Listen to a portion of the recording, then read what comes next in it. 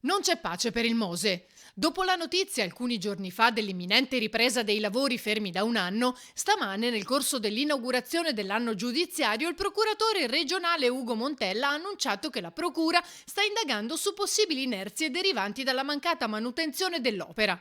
Ci sono procedimenti aperti, ha detto, per verificare possibili illiceità contabili che hanno portato al mancato completamento dei lavori. Montella ha spiegato che sulla questione relativa al sistema di dighe mobili c'è la collaborazione tra diverse anime della Corte dei Conti e che la sezione di controllo sta monitorando la situazione anno per anno. Un lavoro molto complesso con responsabilità diffuse a molteplici livelli. In particolare, ha spiegato il procuratore, sono in corso approfondimenti su ipotesi di aggravio di costi e ritardi ingiustificati nella fase di completamento delle opere, nonché su carenze nella fase manutentiva.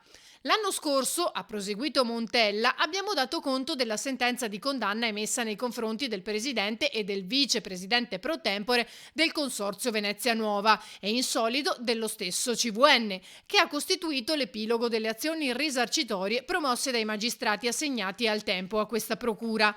Ora, ha concluso, l'impegno è anche quello di monitorare l'effettiva riscossione delle ingenti somme oggetto di condanna, superiori a 5 milioni di euro in collaborazione con la Guardia di Finanza.